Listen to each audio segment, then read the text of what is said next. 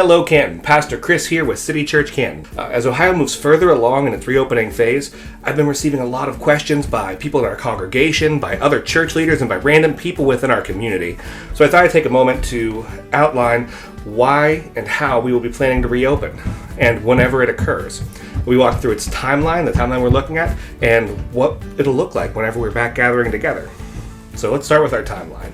We know that in Ohio, churches have not been forced to close. Our governor specifically made exceptions for church gatherings whenever he limited the mass gatherings that have been occurring. And so churches that have chosen to shut down have not done so because the government has required us to. We've done so out of wisdom and a want to preserve and secure people's health. And so we want to continue as we move forward functioning in that same wisdom. We want to make sure that we are not acting rashly or irresponsibly. And so here is when we plan to reopen. We are waiting for one of two trigger points to happen within the orders that are passed out by the Ohio Department of Health and by our governor's office. We are waiting for them to either open up things like movie theaters, or we're looking for them to open up and undo the limit of 10 on the number of people who are allowed to gather at one time. Now, that means that we're not going to be reopening as quickly as some other churches are, because there are other churches who are opening this weekend. There are other churches who are opening within the next couple of weeks. We're going to hold off because we want to exercise wise caution and protect those around us. Now, I've heard people say things like, aren't you functioning out of fear then? And the church isn't supposed to function out of fear, it's supposed to function out of faith. And I wholly agree with that sentiment. The church is not supposed to function out of fear. It should function out of faith. But the church is also called to function wisely and to exercise discernment in the ways in which it interacts with the world. We live in a time whenever we as a church can gather remotely, and we can gather virtually, and we can gather through other means of communication that didn't exist throughout the majority of the church's history. And so while we very much so miss being in close physical proximity with each other, we are willing to put it on hold just a little bit longer as we are making sure we will not be harming each other.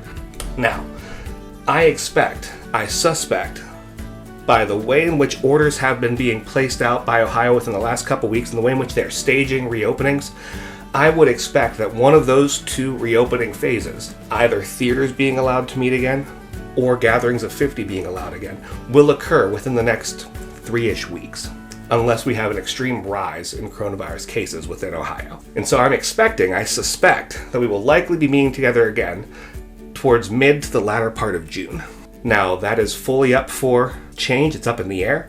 There's a chance that something else may be announced besides one of those two that would be a better indicator for, oh, it's okay for us to meet again.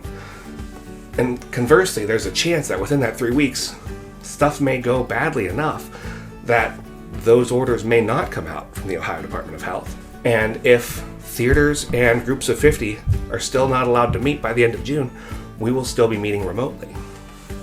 Now, within this as well, that also means that I suspect that should an outbreak of COVID-19 occur within Ohio that causes us to reinstate parts of our lockdown orders again in the future, there's a chance that he may have to go remote again in the future. And we would be willing to do so to protect people's health.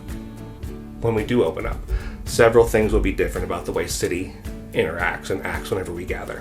One, we will all be coming in through one entrance. We will have the entrance marked out very well so people know where it's at. We will be directing people to enter in one specific way.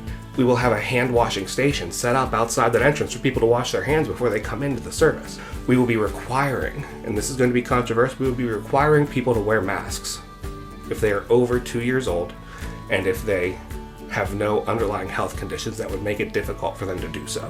We are asking people to do this to protect others within the congregation. I would ask for all adults to exercise appropriate caution, and if you do not feel that you're able to wear a mask in a public space for a non-medical reason, we'll be continuing to have online services. Please feel free to join us for those. We love you and we care for you. We want to do what we can to protect you.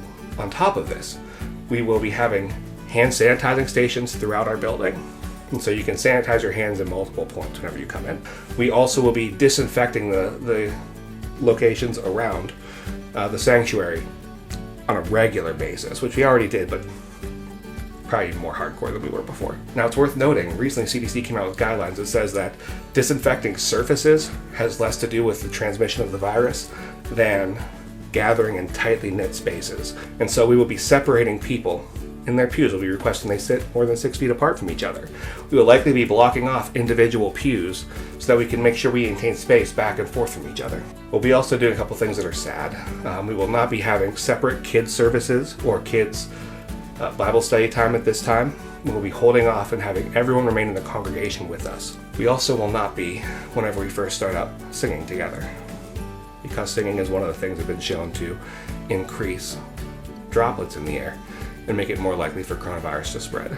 We won't have our air conditioning blowing in the sanctuary so that we're not spreading air around. We won't be taking communion together there. We will have individual communion elements ready for you to take home and partake with as a family whenever you get home. Worship is going to look different for a while, but we'll be able to worship. Gathering is going to look different for a little while, but we'll be able to gather. We want to show love and kindness and mercy to everyone, including those who have pre-existing conditions, those who have health risks that would make it more difficult for them to continue to meet and gather together. We want to exercise caution to save and protect people around us. We're waiting until we know that City Church meeting together will not cause additional harm to people, because we love them and we want to protect them. Christ says we will be known amongst the world by the way in which we love each other. And this is another way we can do so. So if you are a congregant with City and you have any questions, please feel free to call me, email me, text me, whatever, and I would love to talk to you about it. If you're a church leader who would like to know any more about ways that City will be reopening our church and when we'll do so, same deal. Reach out to me and I'll be happy to talk to you about it. If you have anything else you would like to know, please don't hesitate to contact. I'll be attempting to keep you more informed as we move forward, as we come forward and closer into our plans, and I do honestly and fervently hope and look forward to whenever we can meet together soon. I miss seeing your faces, even the top halves. Thank you, Canton. Thank you, City. I love you, and go be the church. Have a good day.